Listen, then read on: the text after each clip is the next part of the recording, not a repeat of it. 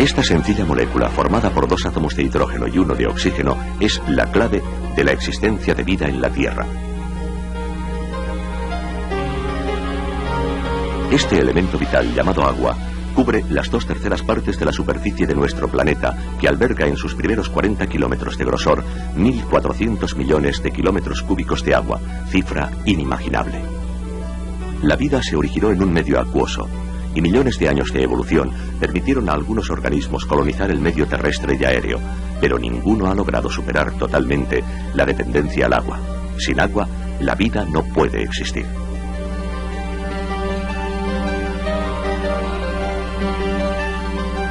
Es el agua, precisamente, la que confiere esa tonalidad azulada a la Tierra que la hace diferente del resto de los planetas de nuestro sistema solar. La Tierra ofrece al agua las condiciones idóneas para encontrarla en sus 3 estados físicos: sólida, en el hielo y la nieve; líquida, como en los ríos, lagos, manantiales o el mar. Es sin duda la forma más abundante en el planeta.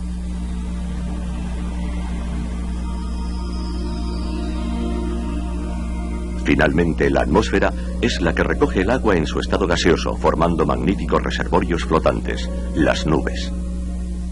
El agua pasa de uno a otro estadio en un ciclo continuo, cuyo motor es la radiación solar. La lluvia y la nieve son resultado de este activo ciclo y a la vez protagonistas, junto con la temperatura, de la climatología terrestre.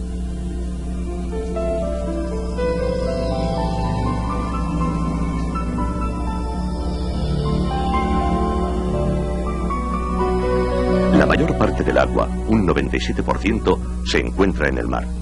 Calentada por el sol, cada año se evaporan de los mares y océanos 425.000 kilómetros cúbicos de agua, de los cuales 385.000 vuelven en forma de precipitación líquida o sólida a los propios mares.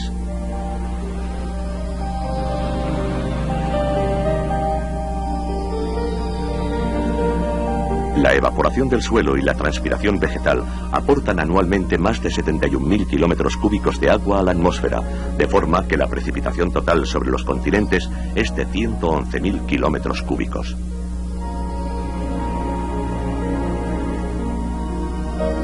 En las montañas a baja temperatura, gran parte del agua cae en forma de nieve, pudiéndose acumular en grandes cantidades durante el invierno, lo que constituye una excelente forma de almacenamiento para el período estival.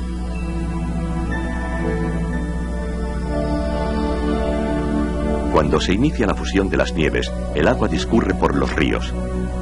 Parte de este agua, o la que proviene de la lluvia, puede infiltrarse en los acuíferos, desde donde aflora formando fuentes o manantiales, o bien es captada por nuestros pozos.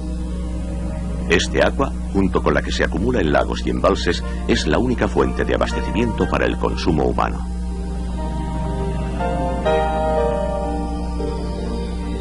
Finalmente, el agua vuelve al mar, donde comenzará de nuevo el ciclo.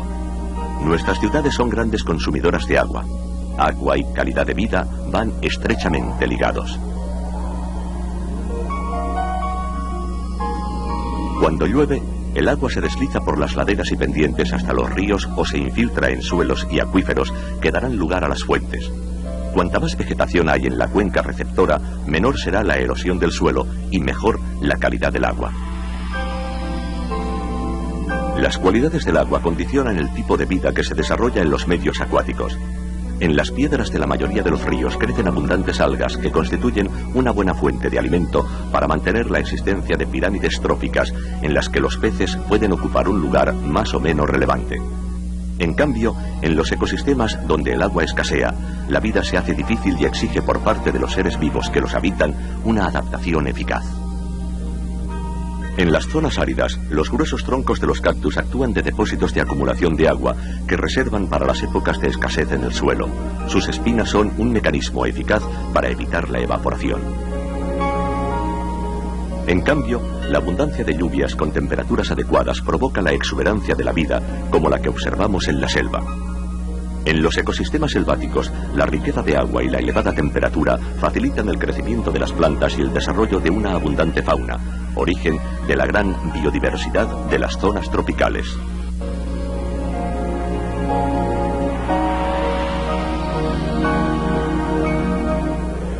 No olvidemos que nuestra propia vida depende de los alimentos que en gran parte obtenemos con el regadío. Pero, ¿el agua es solo agua? En su discurrir río abajo, el agua produce diversos efectos y erosiona las rocas, arrastra fangos y arenas, lava la vegetación circundante, recibe hojas de los bosques de ribera que se degradan en su lecho. Estos fenómenos, unidos al gran poder de solubilidad del agua, consiguen cargar de sales disueltas las aguas fluviales. Aunque no lo parezca, el agua no es solo agua.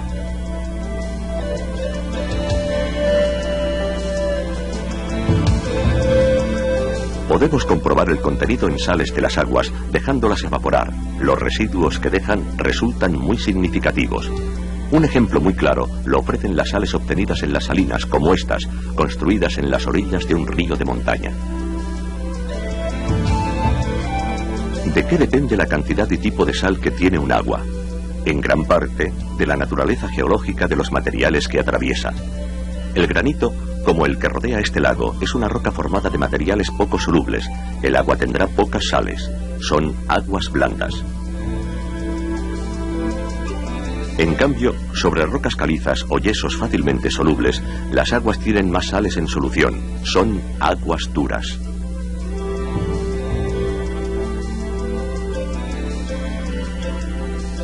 Cerca del mar o sobre rocas evaporíticas, las aguas son más saladas y permiten la extracción de sal.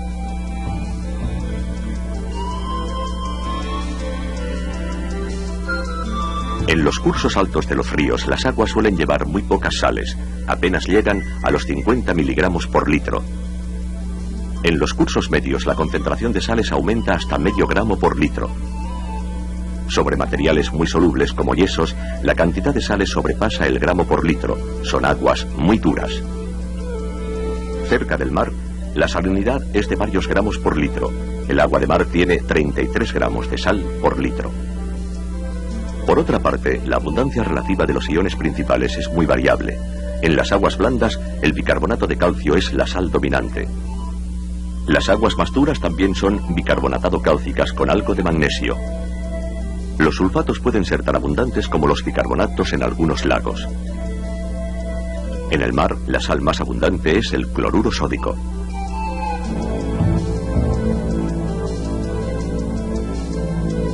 En algunos lagos interiores, como este gran lago colombiano, la concentración de sales puede ser 2 o 3 veces mayor que en el agua de mar.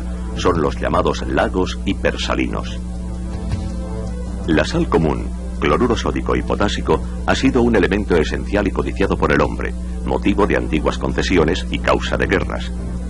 Para obtener la sal se crearon ya en la antigüedad las salinas, lugares en donde se deja evaporar el agua a pleno sol en estanques poco profundos, normalmente cerca del mar, ya que el agua marina es la más rica en estas sales. La recogida y transporte en las salinas modernas se ha automatizado mucho. Esta es la sal de nuestras ensaladas, la que da sabor a nuestros platos. Pero todos deberíamos tener presente que un consumo excesivo puede causar trastornos fisiológicos en nuestro organismo. El agua está llena de vida. Pero no es lo mismo vivir en un río, en un lago o en el mar.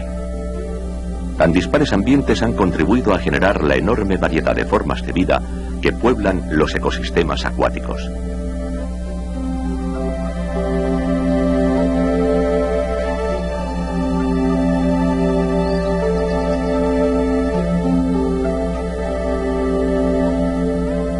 En el mar, la luz, la temperatura, el oleaje, la salinidad, la fertilidad y otros factores han hecho que a lo largo de los siglos, desde las primitivas bacterias surgidas hace 2000 millones de años, multitud de especies y formas diferentes habiten en él.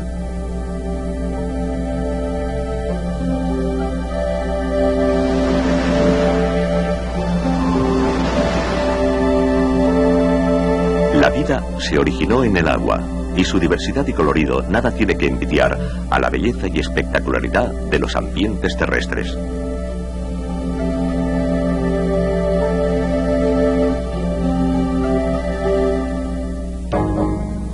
Un 68% del peso de un hombre es agua, la cual tiene que reponer continuamente como resultado de su actividad. Reponemos el agua mediante la bebida. El agua, y las sales que contiene y que perdemos con el sudor y la orina. Pero el agua que bebemos debe ser de buena calidad, provenga de un pozo o directamente de un río. En pocos casos el agua puede beberse directamente. Normalmente debe potabilizarse. La potabilización es el proceso mediante el cual garantizamos la calidad del agua para el consumo de la población. Primero se precipitan los sólidos en suspensión en grandes tanques y se filtra el agua con lechos de arena. El agua se ha vuelto transparente, clara. A continuación pasa a otros tanques donde se verifica su calidad. Los ensayos en el laboratorio deben confirmarnos que químicamente sea potable.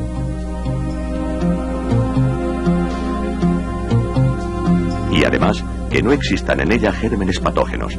Hay que garantizar su calidad bacteriológica. Para ello, se añade cloro al agua que evita la proliferación de bacterias. Si el agua contiene mucha materia orgánica, será necesaria la adición de ozono u ozonización y filtración por carbón activo para evitar efectos secundarios de la adición de cloro. Los análisis posteriores antes de su distribución deben garantizar también la ausencia de microcontaminantes orgánicos, como los pesticidas y otros. Solo así podremos beber tranquilamente de nuestras fuentes. Con todos estos procesos, el hombre busca devolver la pureza original que tenía en las aguas antes de sufrir la nefasta influencia de la contaminación industrial y urbana. El consumo individual de agua necesario para sobrevivir es solamente de 2 a 3 litros diarios, pero hoy en día el agua ha llegado a ser un elemento esencial en nuestra sociedad. En los hogares modernos, el agua corriente es imprescindible. Se utiliza para infinidad de usos. Este consumo doméstico lleva a un gasto diario cercano a los 100 litros por persona y día. Si además se dispone de casa con jardín y abundante hierba, el consumo se dispara y se puede llegar a los 300 litros por persona y día. Pero además, ¿hemos pensado alguna vez que cada uno de nosotros somos en parte responsables de la utilización del agua en diversos servicios públicos? Los jardines de nuestras ciudades llegan a consumir hasta el 20% del agua que se gasta en una ciudad.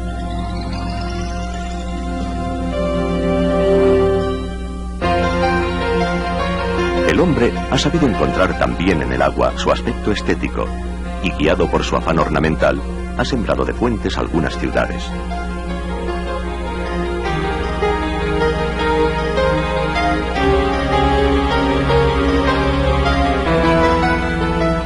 Pero es otro gasto más a añadir en el consumo de agua, por más bellas que sean las imágenes que nos proporcionan.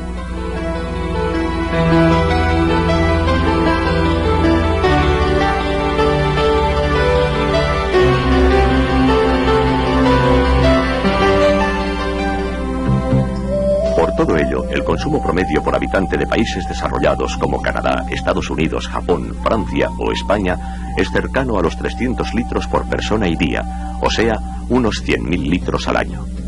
Este consumo incluye el agua utilizada para limpiar las calles de nuestras ciudades o pueblos, la que se gasta en diversos procesos industriales, la necesaria para la elaboración de productos como el pan, conservas alimenticias, etc.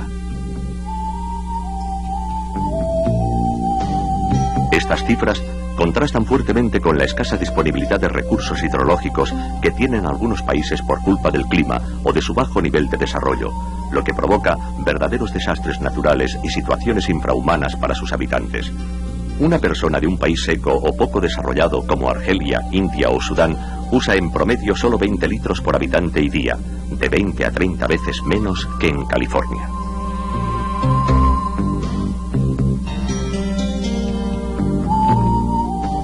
El mayor consumidor de agua en nuestro planeta es la agricultura.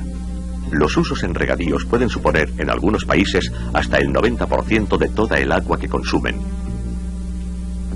El riego por aspersión. La irrigación por zanjas abiertas. Los invernaderos con sus sistemas de riego son en muchos casos los mayores culpables de que se hayan agotado los acuíferos o secado algunos ríos. Algunos cultivos como el arroz necesitan grandes cantidades de agua. El agua está presente en todas las facetas de la vida del hombre, incluso en la recreativa. Cada vez están más extendidos los deportes de agua, ya sea en los cursos altos de los ríos, en los lagos o en el mar. Este uso lúdico va ganando popularidad y su abundancia es sinónimo de desarrollo. No podemos dejar de mencionar el uso del agua como fuente de energía. El aprovechamiento hidroeléctrico tiene como inconveniente que altera el caudal de los ríos. La cantidad y calidad de las aguas de nuestros ríos, lagos y desembocaduras depende del uso que el hombre haga de ellas.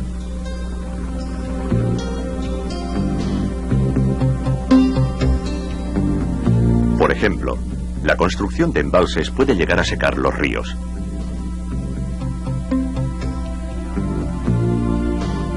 La contaminación puede llegar a eliminar la vida en el agua y afectar de forma importante las actividades productivas como la pesca.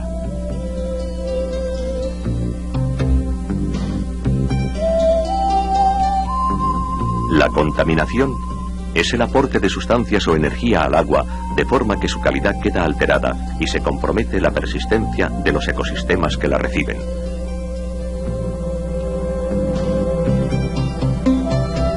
Analicemos los diferentes tipos de contaminación. En primer lugar, veamos los efectos físicos.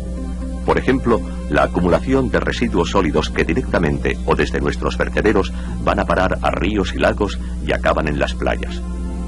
Estos residuos no biodegradables son una herencia imperecedera que le dejamos a la naturaleza de nefastas consecuencias, como son, entre otras, el deterioro de la calidad de las aguas.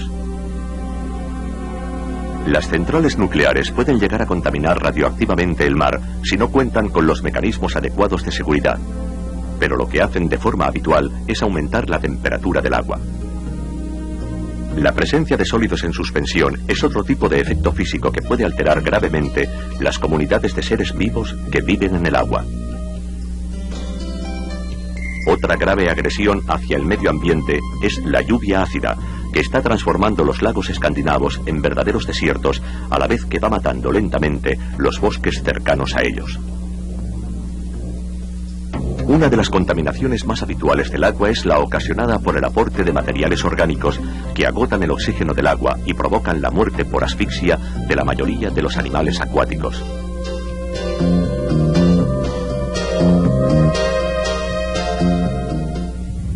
La intoxicación del sistema por la introducción de venenos es una manera silenciosa e invisible de contaminar las aguas. Algunos tienen efectos espectaculares como los hidrocarburos, cuyo aspecto más conocido son los accidentes de petroleros en el mar. Además de afectar fuertemente a la flora y la fauna, por su posibilidad de quemarse producen catástrofes ecológicas de primera magnitud que afectan áreas amplias y cuyos efectos tardan años y años en desaparecer.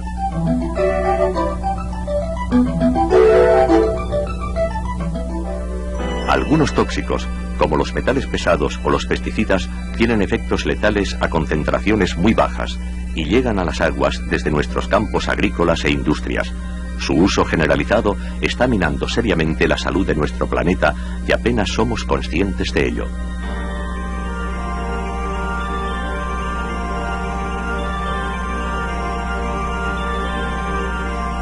El control y detección de estos tóxicos es muy importante y requiere métodos muy complejos, como los realizados a través de los cromatógrafos. Después de inyectar el agua problema, el análisis revela una multitud de compuestos tóxicos que pueden hacer inviable la potabilización del agua. Muchos de los pesticidas, además, se acumulan en los organismos. Es el fenómeno de la bioacumulación. Aunque no provoquen la muerte, sí impiden la reproducción. Así, los huevos de los pájaros que comen insectos tratados con ciertos insecticidas, sus cáscaras se forman demasiado finas y los pollos mueren antes de nacer o apenas recién nacidos. El problema sigue siendo acuciante. Mortalidades recientes de aves o delfines en el Mediterráneo se han relacionado con pesticidas. Estamos intoxicando nuestro planeta. Finalmente queda por mencionar el problema de la eutrofización. La eutrofización es el crecimiento excesivo de algas microscópicas o fitoplancton que se produce en lagos, embalses y en el mar por la excesiva fertilización de sus aguas por nutrientes, fósforo especialmente. Hasta 100.000 células de algas verdes como estas pueden encontrarse en unas gotas de agua de un lago muy eutrófico. Esto contrasta con los lagos de montaña que tienen aguas cristalinas y transparentes, lo que les da un color oscuro. Esta circunstancia se refleja en el topónimo que muchos de ellos tienen de lago negro. Las nubes reflejadas nos muestran su transparencia. Este tipo de lagos los llamamos oligotróficos, es decir, con escasas algas en sus aguas por falta de sales y otros nutrientes. El principal problema de la gestión del agua en el futuro radicará en el peligro de que nuestros ríos y lagos lleguen a secarse. Solo un uso racional del agua podrá evitar semejante catástrofe. Hay que compatibilizar el uso del agua con la conservación de los ecosistemas acuáticos, algunos tan singulares como estos saltos de agua.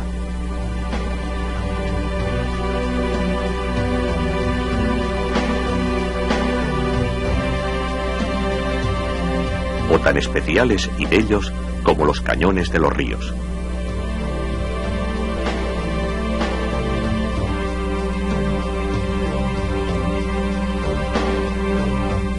El poder mantener un caudal mínimo en los ríos a partir del agua retenida en los embalses depende de la buena gestión del agua, no solo como recurso para el hombre, sino reconociendo su papel central en la salud de los ecosistemas.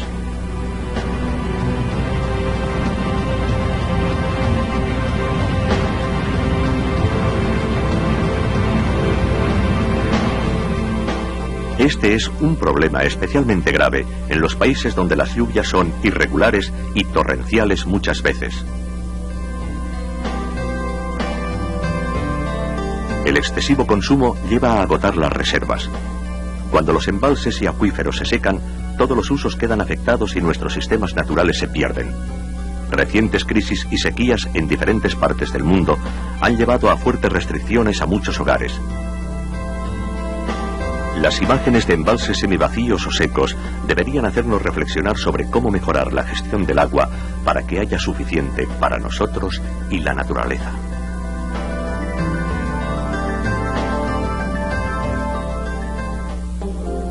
Por ello, hay que promover aquellos procesos productivos y cultivos que ahorren más agua.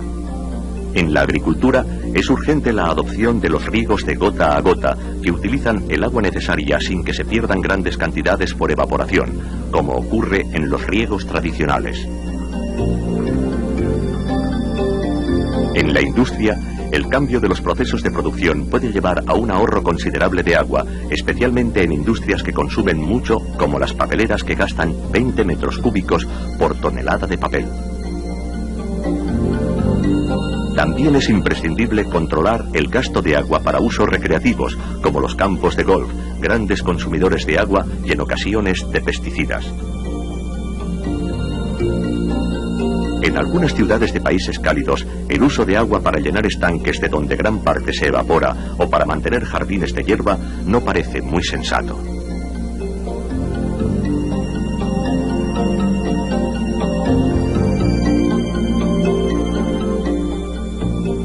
En estos casos, se deberían promocionar las plantas crasas, como los cactus y los arbustos aromáticos adaptados a la sequía y que, por lo tanto, requieren poca agua para su mantenimiento.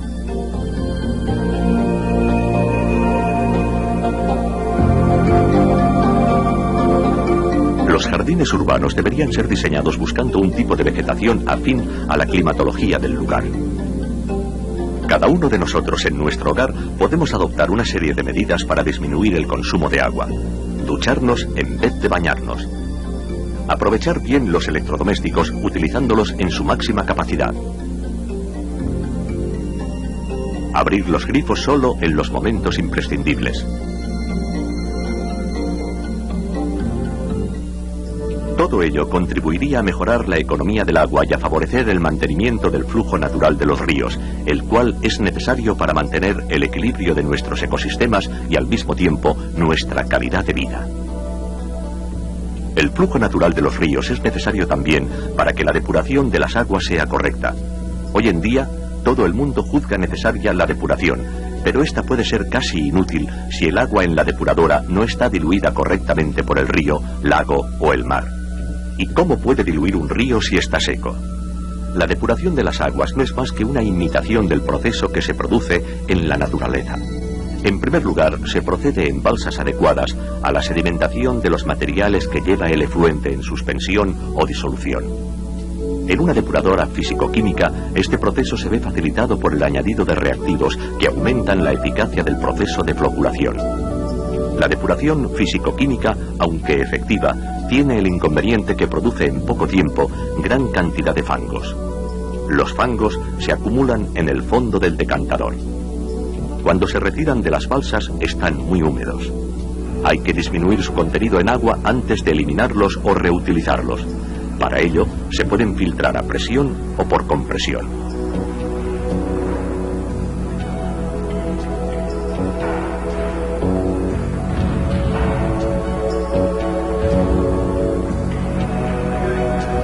Una vez secos estos fangos, podrían usarse en agricultura o para producción de ladrillos. Sin embargo, si contienen muchas impurezas o el nivel de metales pesados es alto, pueden ser inapropiados para su uso posterior, por lo que deben verterse de forma controlada o incinerarse.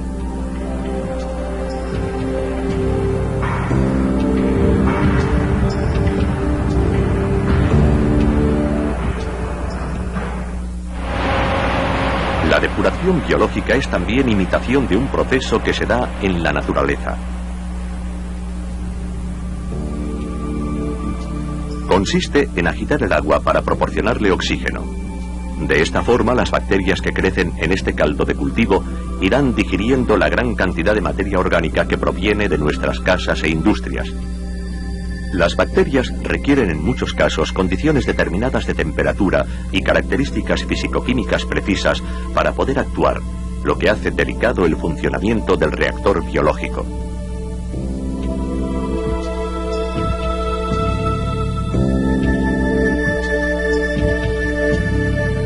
Sin embargo, proporciona una calidad de agua muy superior y produce menor cantidad de fangos.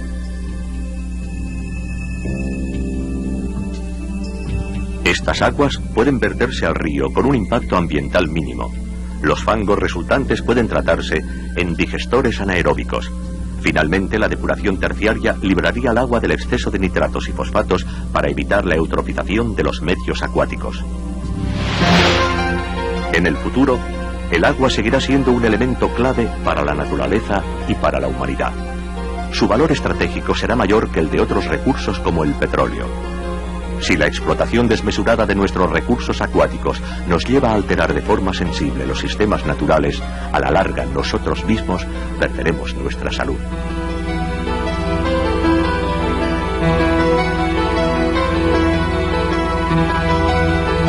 Que el ansia ciega de gozar de una creciente calidad de vida no lleve al hombre a destruir lentamente su planeta azul.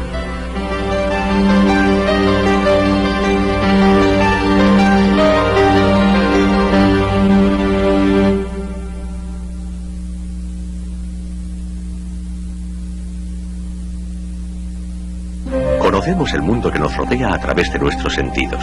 Con la vista percibimos el color, tamaño y forma de los objetos, así como la distancia y las proporciones.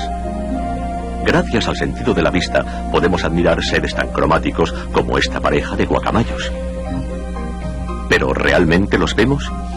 En realidad, lo que nuestros ojos reciben son los fotones reflejados en la superficie de los objetos, y podría decirse que nunca los vemos en sí mismos. Solo una pequeña parte del espectro electromagnético es capaz de estimular nuestra retina. Se trata de la luz visible. El concepto de color depende exclusivamente de la longitud de onda en que nos llega la luz.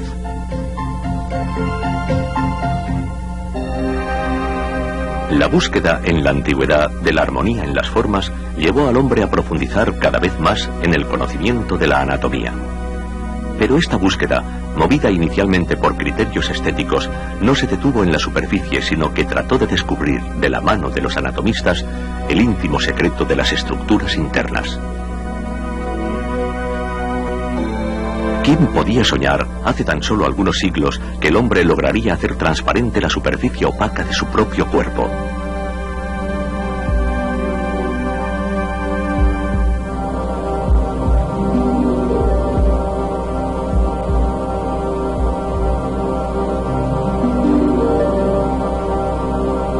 En el el siglo pasado, el estudio del cuerpo humano entra en una fase científica y el hombre, impulsado por su afán de conocer mejor su organismo y las enfermedades que lo acucian, diseña aparatos que le permiten un acceso al misterioso mundo de los sonidos orgánicos.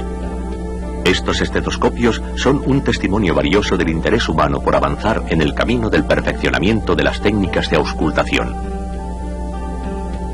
Paralelamente, este insaciable interés por conocer le llevó a utilizar instrumentos ópticos capaces de reflejar, refractar y modificar los rayos luminosos.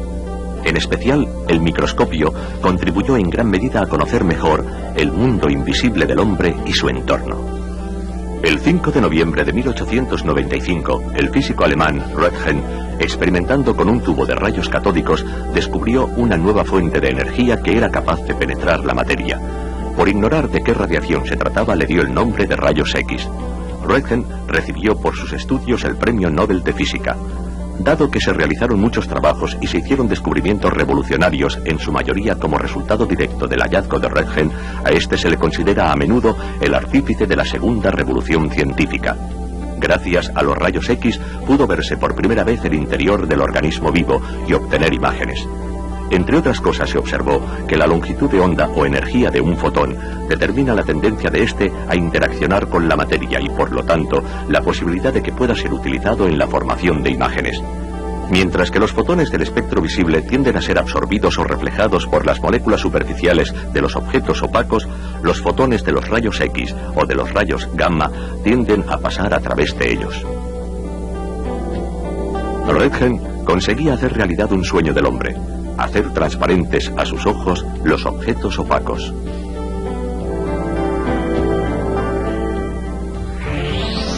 Pero un gran salto nos separa de los albores de la radiología.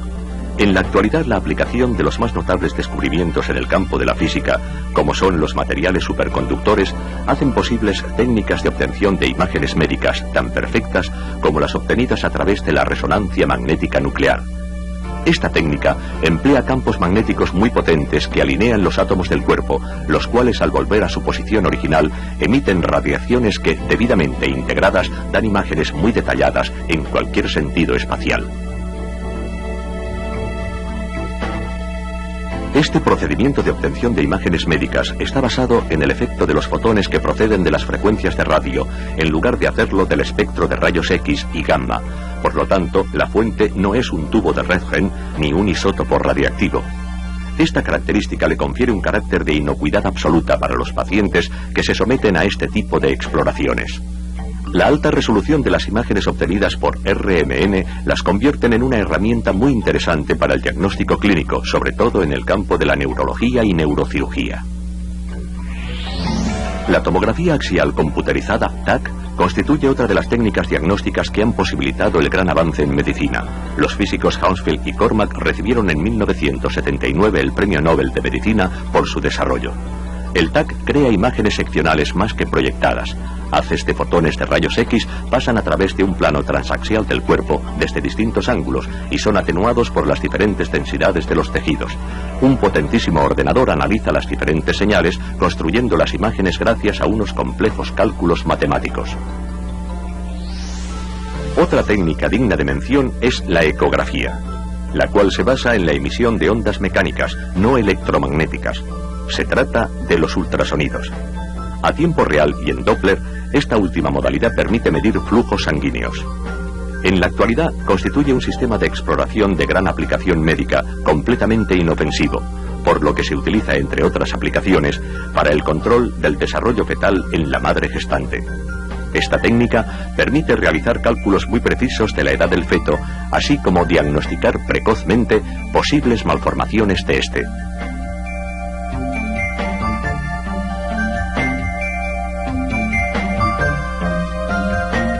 Vemos, pues, que en ocasiones la aplicación fría y calculadora de la física y la informática pueden conducir a enternecer a una madre que puede contemplar a su hijo moviéndose en su seno.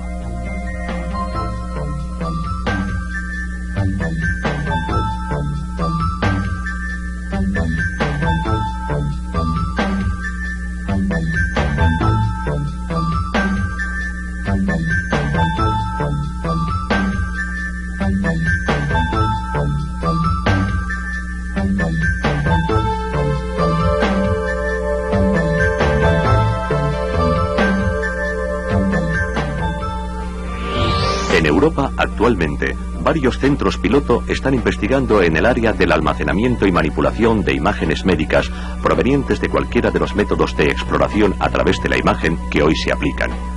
El PCR es un sofisticado aparato capaz de transferir imágenes impresionadas en una placa convencional a un disco óptico.